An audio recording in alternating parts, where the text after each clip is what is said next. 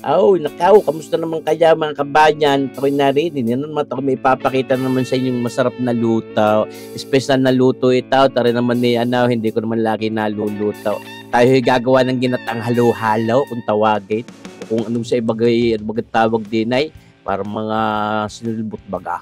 Ewan ko, basta rin masarap mga kabayan. Rin naman pagtutulungan namin ay kabayan si Commander Mamili at rin nakapaggayat na rin aking mga pansahog na yan na pinakita ko sa inyo. Ito, kaya naman nakapag-isip lumuto na rin ginatang halo-halong aray, nakahukay doon sa kanyang likaw, sa kanyang tanim daw sa likor na ring ubing aray.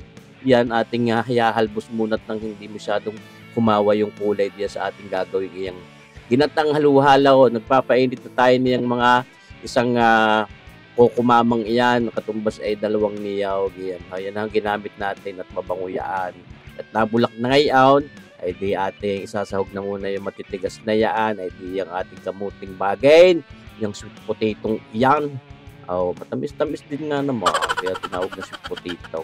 Yan basta ating palalambutin diyan sa ating gatang yan, mga kabayan. Ngayon, makulo ang papagayan, siyempre, hindi maganda pagayan, sobrang lamog din. Susunod na rin natin itong ating saging na saba. Ito na may napakasarap din. Tunay, mga kabayan. Yan aking nilalantang pagka umaga pagka mataas ang high blood, di na nilalantang. Pinalalaga ko kay Commander Mamilisa. Napakasarap din ditong sahog sa mga gayang ginatang halo-halong yan. Wait, simple, palalambutin at tinataklog-takloban. Pag yung nabulakan, yan, tulad na yung nakikitang iyan, di ating halo-halo baka naman nadikit sa ilalim at ang ating pinagluluto ay ang ating stainless steel pot na yan. Malakas ang init sa ilalim. Ngayon, itong ating asukal nito, ilalagay na rin natin ng nanunot na agad yan sa ating mga sinahog na yan. Ang tamis, yun yung mga 3/4 cup ng sugar. Hindi muna natin inilahat, baka namang sumubra ang tamis, hindi rin maganda nakakatusay. Iyan ay siyempre, ating tsatsantsahay, titimusan, siyempre. Yan habang may inilalambot na yan, pwede na nating ilahok na yung ating pang gata ng niyog na yan. Mga 2 pakete pa yan nakakatubas tigda 2 niyog. Mika, bango-bango naman din yan. Ayan, Coco Mama.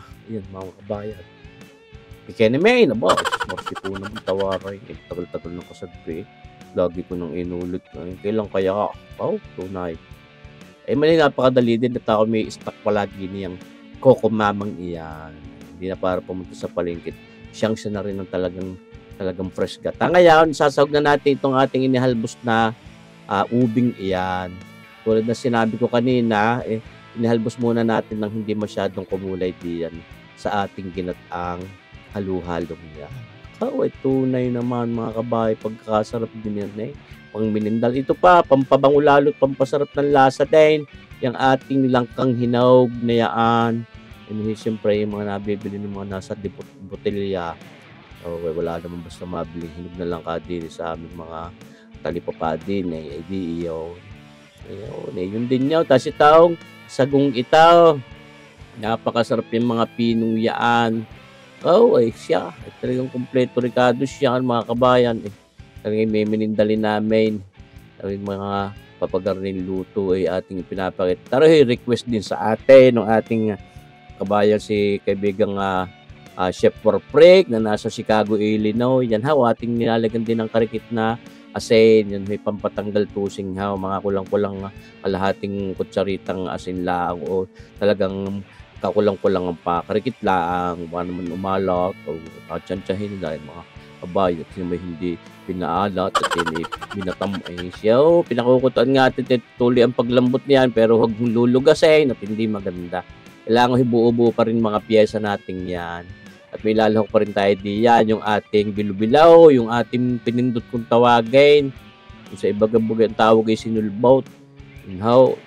Maulit ko rin nga hindi ko siya nating nilagyan pa ho ng karikit na asukal at aking tinimusan ay kulang pa sa tamis at iyam. Ilalahok na natin ngayong utay-utay ang ating bilubilong yaan, yung ating pangpinindot na yan ay glutinous rice lang na minasa natin binasa sa tubig tapos bilog-bilog na ganyan. Hindi hulahatan na ganun paglalagay at baka magdikit-dikit. Yan kaya utay-utay. Halo lang din ang halo. Pag yan ho'y lumutang, ay luto na yang ating mga bilo-bilong iyan, mga kabayan. Panalo na yun. Dinagdagan pa ng karikit na asin at pampatanggal umay nga ayaw, pampatanggal tusing. Yan ho, kita nyo ba ganyan? Halu-haluin na rin natin yung papagayaan. Kabay si Propre, karang yung request. Ay gusto ko rin palang isautot na rin mga kasagpi natin ng mga seaman sa Brazil. At rin may request lanong aking kapatid na nasa Pampanga. Ay bayaw ay, anong gagawin kahit ako hindi nang siya shout out. Ay ari aking isisingit ng karikit at baka naman humagtampo yung aking kapatid. Ay mahirap na. Yan ho.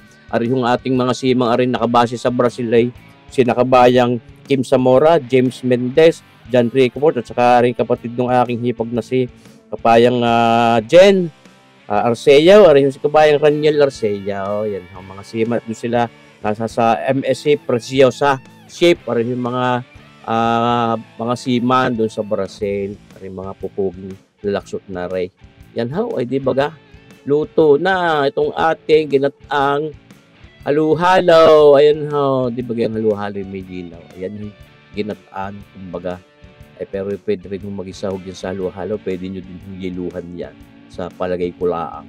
Napakasarap na minindal at nako, matutuwa ang aking bunsong babay south na si Kabayang Pretty at gustong gusto ho yan. Kaganda ng itsura.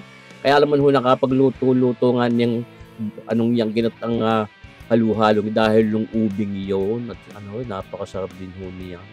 Talagang natural na ube, hindi yun yung mga kamuting balinghoy na minasa tapos kinulayan ng Violite. Yan ho, nilalantakan na nga ni Kabayang Pretty, mga kabayan. Kita nyo ba naman, ito na naman. Napakasarap daw, ay ayos daw naman, thumbs up, si Kabayan, may pagtango pa. Sauce marsipaw, mga kabayan, paborito yun yan. Sabi ko nga sa inyo, say how, di ba? Sana himana, ibigan ninyo rin ating nilutong are. Tarin nga ho yung request sa atin ni Kabayan si Perfect. Lagi ko binabanggit sa inyo. Sus Marsipaw Tawarin. Shoutout din sa mga taga Chicago, Illinois diyan. At saka sa iyong boss na si Kabayan Jap Stabs diyan sa Chicago, Illinois. Mga kasagpi natin, mga kabayan diyan, mga followers, subscribers. Mabuhay tayo lahat diyan palagi. Salamat sa inyong patuloy na suporta. And how, mga kabayan. Talaga ng mga lantak. Ang ating si Kabayang Pretty. Tawa na yun namang pagkagarnin ang mga minindal. Ay tuwa kita nyo baga naman. So, sana kayo makasubok din magluto ng garnay. At talaga namang iba rin naman ho pagkalutong sarili. At talaga mas masarap. Alang naman, syempre. Ba, ay siya yan ha, mga kabayan ha. Sumubok kayong magluto ng garnay. Ginataang halu-halo kung tawag namin din kung ano man tawag ninyo din sa inyo ay di masarap din sigurado. Ay basta ho yun ang ating importante sa lahat din na pasayanin yung inyong pamilya. At yan ang nakita nyo gaho yan, may natira pa ay madami-dami din, malaki-laking tipak din yung hinukay ni Commander Mami Lisa. Yan ho yung ube, yan pag binalatan ninyo ay di kulay ubay. Mga kabayan, salamat sa panunod, mga kabayan. Mabuhay tayong lahat. God bless.